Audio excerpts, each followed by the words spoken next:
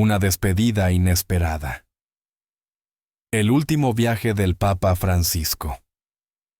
Era una mañana tranquila en el corazón del Vaticano, el 21 de abril.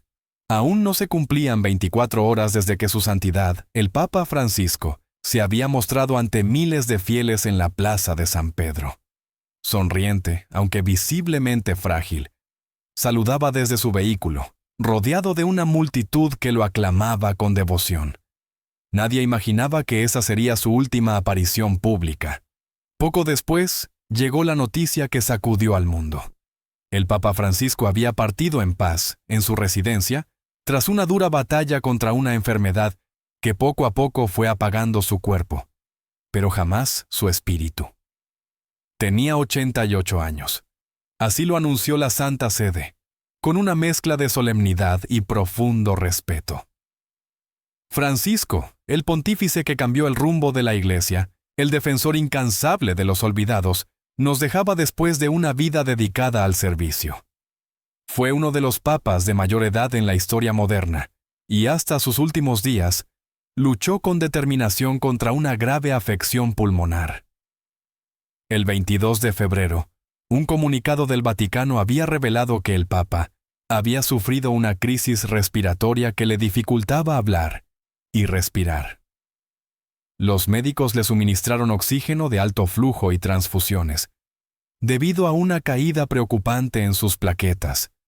El estado era delicado. Las alarmas se encendieron en todo el mundo católico. Durante 5 semanas, el Papa permaneció ingresado en el Hospital Gemelli de Roma. Sus médicos recomendaron una larga recuperación, incluyendo ejercicios de rehabilitación pulmonar y vocal.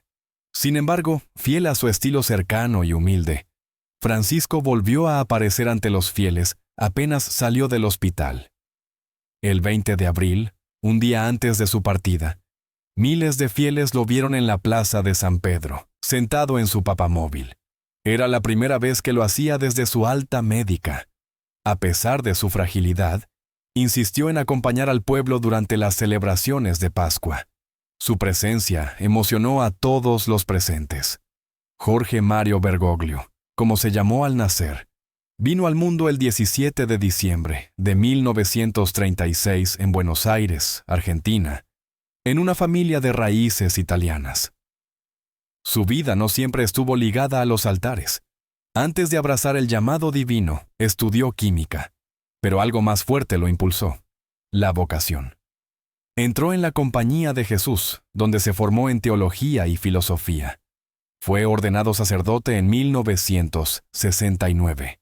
Y desde entonces, su camino fue una mezcla de sencillez, sabiduría y profunda entrega. En 1992 fue consagrado obispo por el Papa Juan Pablo II, y en 1998 se convirtió en arzobispo de Buenos Aires.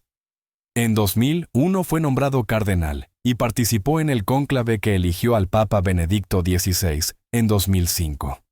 Pero su momento llegaría en 2013, cuando el Papa Benedicto sorprendió al mundo renunciando al pontificado. Fue entonces cuando el cardenal Bergoglio se convirtió en el primer papa jesuita, el primero latinoamericano y el primero en elegir el nombre Francisco, en honor al santo de Asís, símbolo de humildad y amor por los más desfavorecidos. Con Francisco, el Vaticano vivió un nuevo aire. Se acercó a los pobres, modernizó la visión pastoral y humanizó la figura del pontífice. Nunca vivió en los lujosos apartamentos papales. Prefirió una habitación sencilla en la Casa Santa Marta, entre otros sacerdotes y religiosos. Por mi salud emocional, solía decir. Hoy, el mundo lo despide con gratitud, porque más allá de los títulos y las vestiduras sagradas, Francisco fue un hombre que no temió mostrar su fragilidad, que optó por caminar al lado de los últimos, y que dejó una huella imborrable en la historia de la humanidad. El crepúsculo de un pontificado. La salud del Papa Francisco en sus últimos días. Durante más de una década, el Papa Francisco no solo fue el líder espiritual de millones de fieles católicos en todo el mundo, sino también un símbolo de cercanía, sencillez y firmeza moral. Sin embargo, Sus últimos meses estuvieron marcados por una lucha silenciosa contra la fragilidad física, una batalla que libró con dignidad hasta su último aliento. A lo largo de su pontificado, Jorge Mario Bergoglio, nacido en Buenos Aires en 1936, nunca escondió los límites de su salud. Desde el inicio, se supo que el primer papa latinoamericano había enfrentado complicaciones médicas en su juventud, incluyendo la extirpación parcial de un pulmón a causa de una grave infección respiratoria. Años después, ese antecedente cobraría relevancia cuando los problemas pulmonares regresaron con fuerza. El 14 de febrero del presente año, el Vaticano confirmaba que el Papa había sido internado de urgencia en el Hospital Gemelli, en Roma. La causa: una infección respiratoria que se había complicado con el paso de los días. Aunque la Santa Sede procuró transmitir tranquilidad en sus primeros comunicados, la realidad dentro del hospital era mucho más delicada. Durante los primeros días de internación, el Papa presentaba dificultades severas para respirar. Los médicos decidieron administrarle oxígeno de alto flujo, como se hace en los casos de insuficiencia respiratoria aguda. También se le practicaron exámenes de sangre que revelaron una disminución significativa en su número de plaquetas, lo que obligó a realizarle transfusiones. La situación era, según fuentes cercanas, crítica pero estable. Pese a este estado, el Papa nunca perdió la serenidad. En una breve comunicación desde su habitación, agradeció a los médicos y al personal de salud por su dedicación. En estos momentos de fragilidad, uno descubre el rostro más humano del cuidado, la paciencia y la esperanza, expresó. El tratamiento se extendió por 5 semanas. Fue un proceso arduo que incluyó fisioterapia pulmonar y sesiones de reeducación vocal, ya que sus cuerdas vocales también se vieron afectadas por la infección. Los médicos insistieron en que, incluso después de su alta, debería permanecer al menos 2 meses en reposo absoluto, bajo monitoreo médico constante.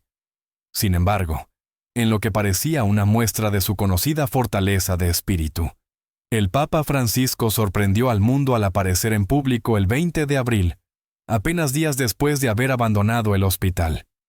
Desde su papamóvil, recorrió la plaza de San Pedro y bendijo a los miles de fieles que se habían congregado para la bendición pascual. Muchos lo vieron visiblemente debilitado, pero con la sonrisa firme de siempre. Nadie imaginaba que ese sería su último saludo al pueblo. A la mañana siguiente, el 21 de abril, el Vaticano emitía el comunicado oficial. El Papa Francisco había fallecido en su residencia, rodeado de sus colaboradores más cercanos. Tenía 88 años. Durante los días posteriores, se supo que el deterioro había sido progresivo. Si bien su entorno más cercano conocía la gravedad de su estado, el Papa había pedido mantener la discreción para no generar alarma entre los fieles. Había expresado su deseo de seguir sirviendo hasta donde el cuerpo se lo permitiera, y así lo hizo, hasta el final. El legado de Francisco no solo se medirá por las reformas pastorales o las posturas valientes que adoptó dentro de la Iglesia. También quedará en la memoria colectiva su actitud ante la enfermedad, sin esconder su vulnerabilidad, sin dejarse vencer por el dolor. Fue, como él mismo solía decir, un pastor con olor a oveja, cercano incluso en sus momentos más difíciles. Su muerte marca el cierre de un capítulo único en la historia moderna del Vaticano. Un pontificado de reformas, gestos humanitarios y una lucha silenciosa contra la fragilidad del cuerpo. Y aunque ya no esté físicamente entre nosotros, el testimonio de Francisco perdurará en cada rincón del mundo, donde alguien siga creyendo en la fe, la humildad y la esperanza.